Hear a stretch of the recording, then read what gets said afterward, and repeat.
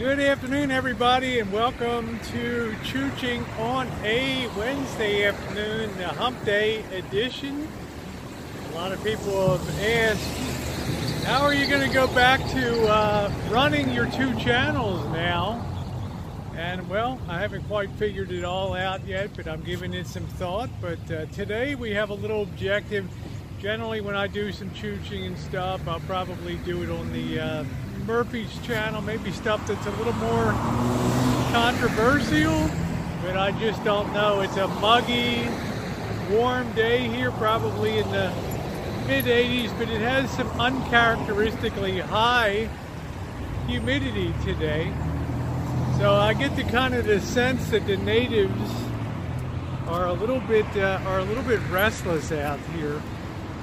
So we're gonna chooch around a little bit. One of our objectives, we went to breakfast this morning. If you didn't see it on the Rosie O'Kelly channel, we're having a celebration of returning to YouTube there after a pretty long absence. And for those of you who are just tuning in, the Rosie O'Kelly channel that was terminated months ago has now been restored with all privileges and rights pertaining thereto, which I'm happy about, but I'm not going to stop uploading on the Murphy channel because I do feel like it's a little bit different. But today our objective, when I went to breakfast this morning, I mentioned that the homeless here had just ravaged this particular camp. And remember, we had the FEMA camp here, we had the people living behind the Dollar Tree, hundreds of people in a city-sanctioned location on private property behind the Dollar Tree. Well, the city finally, after many years, annexed this area called Roseland, where we live, and now instead of being like the little center of a donut that's not part of the city but part of the county, a little island is now fully part of the city, and they really don't want this stuff going on. Plus, the owner wants to develop the property and make it into like a cultural village for Mexican shops and food and stuff, which would be great for the neighborhood, because a lot of people come here from all over different points in the county to take advantage of the great Mexican food up here. But when they broke up those camps, people scattered all over the place and spread out like a diaspora throughout the whole neighborhood and stuff. So the upshot is you just got people living willy-nilly in little clusters everywhere, and it's really up here, well, you'll see how bad it is, how bad it can be.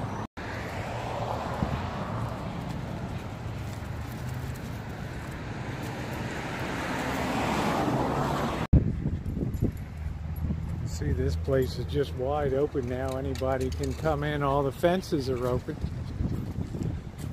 So this is where they used to put, had about 200 people living here, and there's the tribute artwork for Andy Lopez's, whose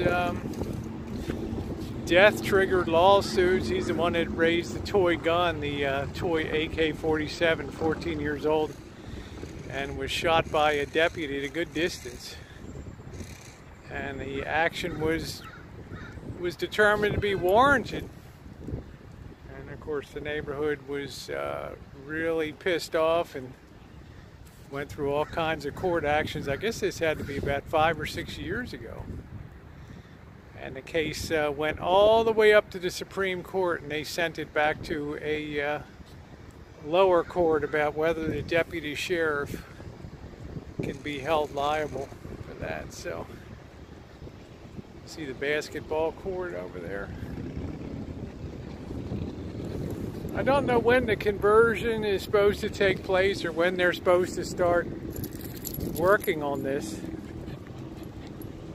But if you look back to the videos in April, you'll see a video where I was over here with the press pass on and showing the removal of the people here, and we had a drone fly over. You can check that out. And it looks like somebody living in a cardboard house right there underneath of the tree. And pardon if there's any shaking. I don't have the gimbal. I'm just walking in Samsung stabilized mode.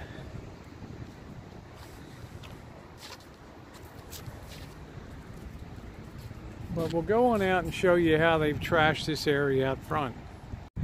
Just to state again, just before we go over there, I'm not a person without compassion for sure, and I do a lot for local and national charities.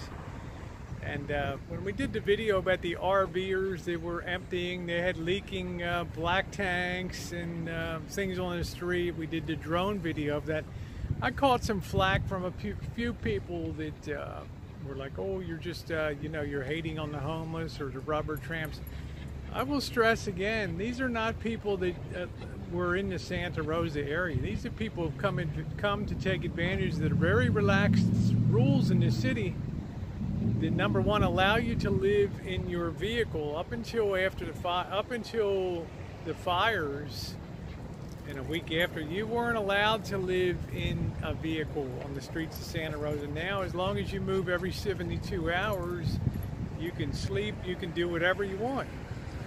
And there's also been an explosive proliferation of services that have been brought in.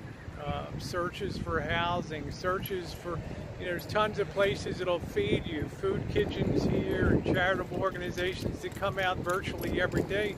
Well, it's like if you're going to be providing that level of services, it's no different than in the animal kingdom. When you start providing food, pretty soon you're going to have a big population of animals. Of course, people aren't animals, but you begin providing that level of service, and word gets out on the Jungle Telegraph that it's good pickings in the city of Santa Rosa, and as a result, we have people that are basically bumming it up here in rigs that can barely make it up the road from as far away as the Central Valley, and even in some cases Oregon, to come up here and take advantages of all the handouts and the ability to, well, sleep and operate on the streets without being molested by authorities.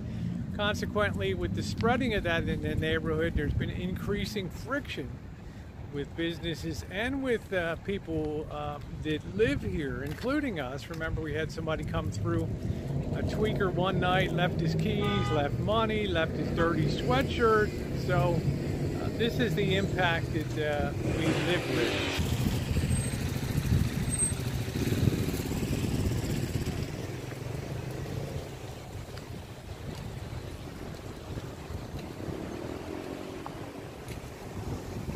Really sad reality. When Jen and I were going to breakfast, this is something that I see on a regular basis, but she had not seen that this is supposed to be a kid's playground over here. And it just ended up being absolutely trashed with garbage.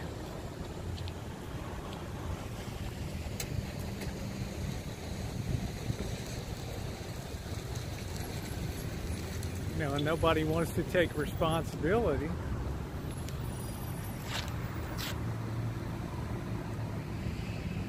know, it just becomes a dumping ground for, I don't know, you know, bikes get disassembled here and everything else.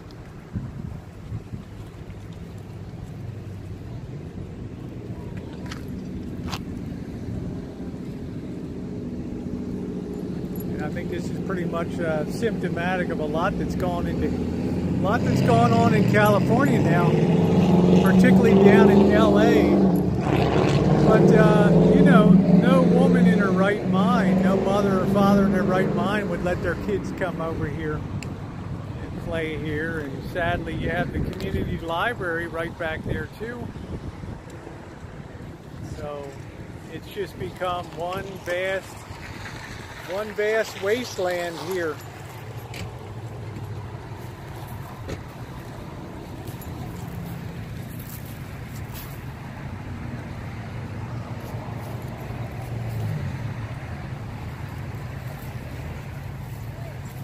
I don't don't really think that's correct. Frida Kahlo and Diego Rivera visited Luther Burbank in 1931. I believe Luther Burbank died in 1926. I could be wrong. One of you might check that. But what a mess, huh?